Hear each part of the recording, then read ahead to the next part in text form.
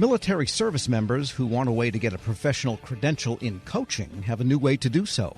It's via the Credentialing Opportunities On-Line, or COOL program. Now, COOL has been around for years. Most recently, it's enlisted the International Coaching Federation. Here with more, Carrie Abner, the Vice President for Credentials and Standards at the International Coaching Federation. Ms. Abner, good to have you with us. Thanks so much for having me. It's a pleasure to be here. And also Danny Doucette. He's a trustee of the Air Force Aid Society and a coach and an Air Force former officer himself. Mr. Doucette, good to have you with us. Thank you for having us. And Carrie, I'm going to start with you. Tell us what this credential is for and maybe a little bit about the International Coaching Federation. You're not talking about football and baseball coaching, are you? That's right. We're talking about professional coaching. And at the International Coaching Federation, we are the largest global professional association of professional coaches. And what we mean by coaching, it's a collaborative, creative process where a coach works with a client to help them realize their full personal and professional potential. So at the ICF, we provide professional certifications for coach practitioners. And we are delighted that one of our credentials, the Associate Certified Coach Credential, has now been approved and is available to U.S. military service members and civilian staff through the COOL program, the DoD COOL program.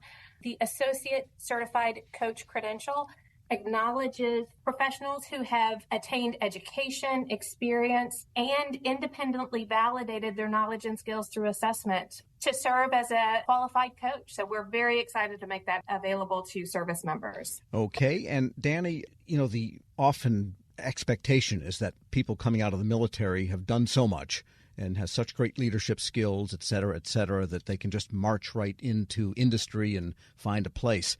The reality is quite different, though, isn't it? It is. And a lot of the bridge that happens in the civilian sector requires either a license or a certification. They have all this experience growing up in the military, and then as they transition out of the military, they're kind of on a gap. And what the ICF associate certification does is bridge that gap. It's the gold standard of coaching internationally. In the military, we've had several opportunities, but we call it something different in the military. It was mentoring in the military versus on the civilian sector, it's called coaching.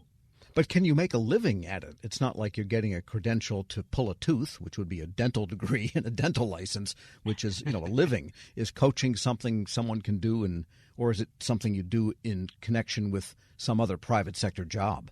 Well, I'm a beneficiary of this. And so if it wasn't for this in 2018, when I transitioned, I wouldn't have received the position where I'm currently at. There's a lot of fields, career placement in the HR field, executive leadership, training development, and overall just general leadership. When you think about coaching, just like what Carrie said, it's holding peers accountable. And so it's a fundamental core competency that you learn, you get certified, but not only for that person itself, but the people that are hiring coaches, they know that there's ethics behind the coaching. There's confidentiality behind that. So that trust factor really does help. And you can make a really successful career. I just so happen to benefit from the company that I work for, Leadership Foundry, a division of Parsons. And we do this both internally and for external clients. Parsons, you mean the big engineering firm? Yes, sir. Okay, just want to make sure we get the right Parsons in there. And Carrie, how does this type of activity differ from mentoring? Because a lot of companies and organizations have mentors, but coaching sounds a little bit more formal. Tell us how that works. So in mentoring, generally speaking, the mentor provides expertise to the individual that they're supporting. Coaching is different. Coaching realizes that clients often have the resources, the answers, the solutions to help them grow and to best inform kind of their path forward. Coaches serve to support their clients in discovering and becoming aware of those solutions that are intrinsically inside them, that are already there, just waiting to come out and emerge. And it is a growing profession. We are seeing huge growth in the coaching profession worldwide. You asked a little earlier about the ability to make a living in this field. According to the 2023 Global Coaching Study that ICF supported, coaching has experienced huge growth, with an estimated number of coach practitioners surpassing 100,000 for the first time ever. That's a 54% increase compared to 2019. So it's a huge and growing profession worldwide. We're speaking with Carrie Abner. She's Vice President for Credentials and Standards at the International Coaching Federation, and with Danny Doucette. He's a credentialed coach himself, also a trustee of the Air Force Aid Society. And Danny, anything to add? One thing that I would mention also about executive coaching, it's very similar to sports coaching.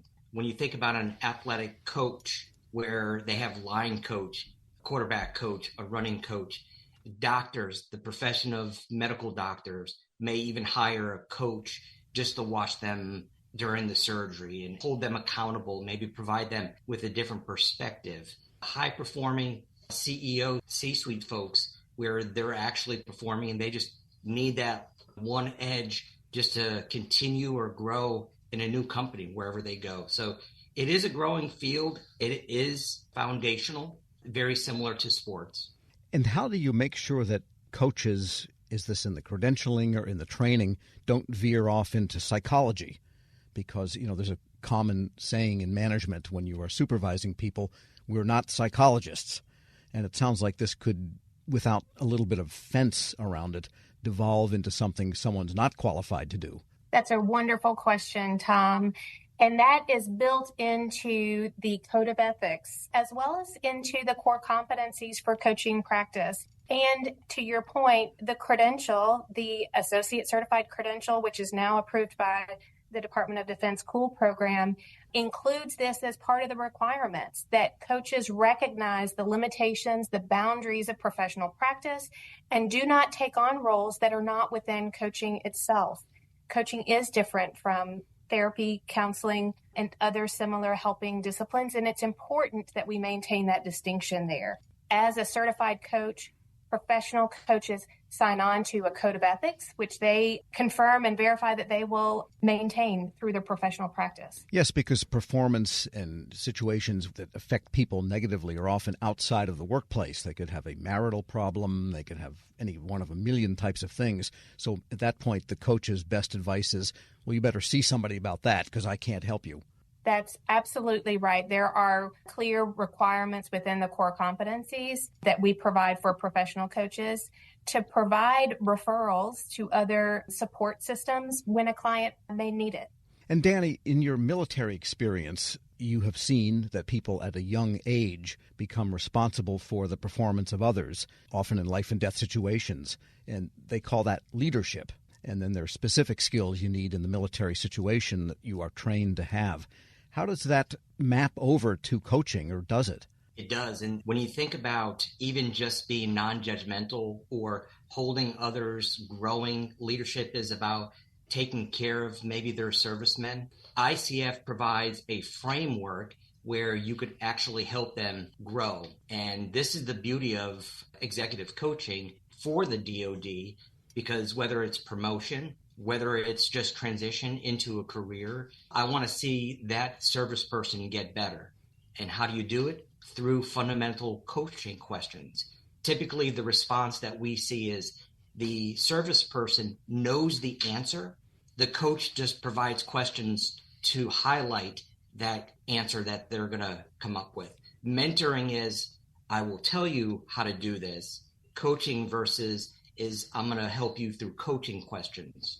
Got it. So a good coach might have said to General MacArthur, maybe you should land before the president arrives.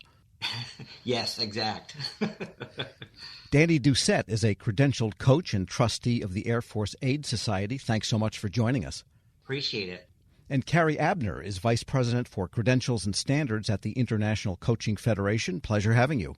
Thank you so much. It's been a delight. And we'll post this interview along with a link to more information about the COOL program and about the ICF at federalnewsnetwork.com/Federal Drive. Subscribe to the Federal Drive wherever you get your podcasts.